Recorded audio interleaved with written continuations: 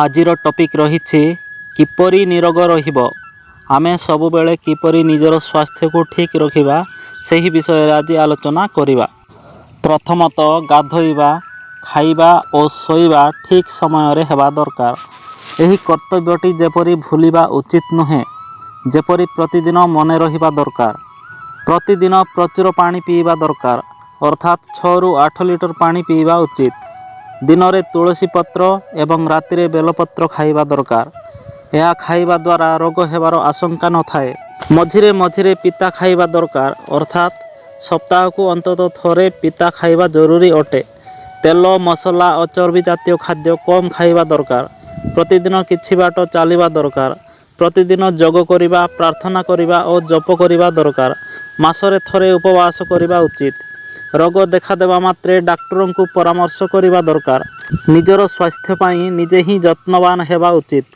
जहाँ खाइब ताकू खूब चबई चबई खाइबा दरकार। डाहाण पुड़ारे निश्वास जाउथिबा समय रे खाइबा उचित।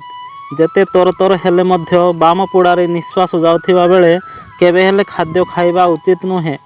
आपण थोड़े निश्चय चेक करंतु डाहाण पुड़ारे निश्वास जाउथिबा बेले आपनकु निश्चित भोक लागुथिबो एवं सही समय रे ही खाइबा दरकार। भोक न लागुथिबा समय रे मोटे न खाइबा उचित। रात्रि रे मिठा खाइले दांत घसी सोइबा दरकार। निजे नियमित परिष्कार परिच्छन्न रहिबा दरकार।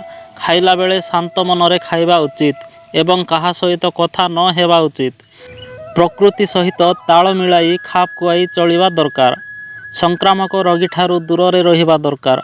अतिरिक्त परिश्रम करिबा उचित नुहे। जेतिकी आम देह पाई ठीक सेतिकी परिश्रम करिबो। शोइला बेले हाथ पाद धोई पोछि प्रार्थना करी शोइबा उचित। तामसिक और राजसिक खाद्य न खाइबा उचित। मु आपण मानकु जेते सब पॉइंट कहिली आपण सुनी करी बुझी पारी काम रे लगाइबो ताहेले आपणक स्वास्थ्य सबुबेले ठीक रहिबो। आपण सबुबेले निरोग रही पारिबे। आशा करूची भिडियोटी निश्चय भलो लागिथिबो। ताहेले डेरी काहेकि भिडियो को निज निज सांग मानक पाखकु शेयर करंतु, लाइक करंतु आउ चैनल को सब्सक्राइब करंतु।